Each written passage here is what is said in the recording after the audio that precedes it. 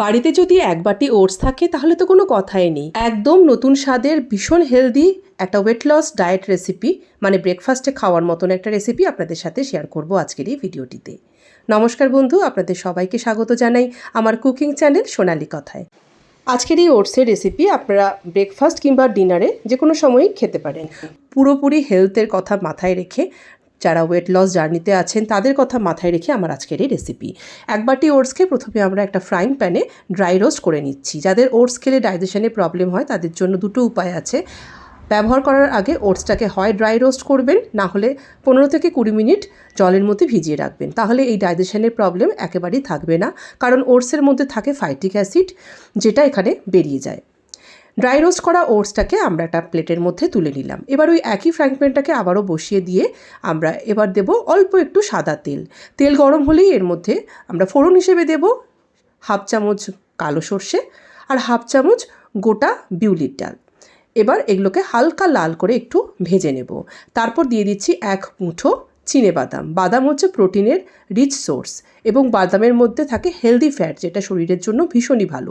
বাদাম একটু লালচে করে ভাজা হয়ে গেলে এর মধ্যে অ্যাড করব অনেক ধরনের ভেজিটেবলস। আপনাদের বাড়িতে যে কোনো ধরনের সিজনাল ভেজিটেবলস যা যা আছে আপনারা এই রেসিপিতে দিতে পারেন। একদম ছোট ছোট করে কেটে নিয়েছিলাম গাজর, ক্যাপসিকাম, পেঁয়াজ, আর তার সাথে ঝাল অনুযায়ী লঙ্কা আর একদম মিহি করে আদা কুচি। এগুলোকে আরও 1 থেকে 2 মিনিট একটু ভেজে নিচ্ছি। এবার দেব সুইট কর্ন।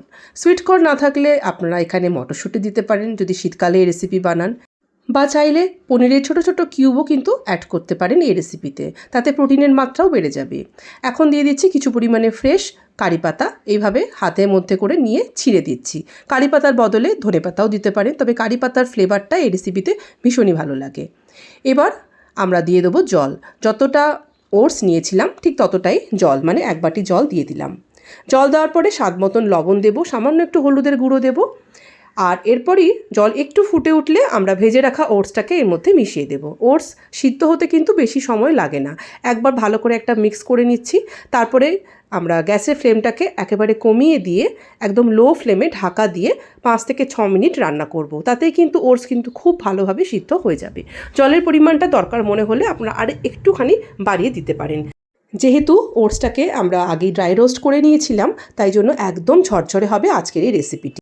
ওটস দিয়ে ভেজিটেবলস দিয়ে তৈরি করা এই দারুণ স্বাদের রেসিপিকে আপনারা ওটসের পোলাও বলতে পারেন বা ওটসের উপমাও। স্বাদের ব্যালেন্স করবার জন্য আমি সামান্য একটু জায়গারি পাউডার ইউজ করলাম, যেহেতু চিনিটাকে আমি অ্যাভয়েড করতে চাইছি, রেসিপিটাকে পুরোপুরি হেলদি রাখতে চাইছি। আপনারা চাইলে অল্প একটু মধুও যোগ করতে পারেন। এই রেসিপিটা একেবারে কমপ্লিট একটা মিল। এটাকে ব্রেকফাস্টে কিংবা ডিনারে যে কোনো সময় কিন্তু আপনারা এনজয় করতে পারেন। যারা হেলথ কনসিয়াস, মানে যারা ওয়েট লস জার্নিতে আছেন, তাদের জন্য তো আজকের এই রেসিপি একেবারে পারফেক্ট। এর মধ্যে ঝাল, নোনতা, মিষ্টি সব রকম স্বাদ পাবেন।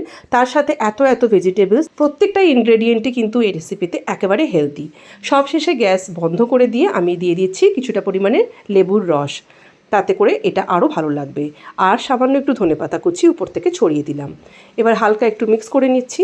এখন আমরা এটাকে ঢাকা দিয়ে আরও 10 মিনিট রেস্টিং টাইম দেব, তাতে করে এই ওটসগুলো আরও ঝরঝরে হয়ে যাবে।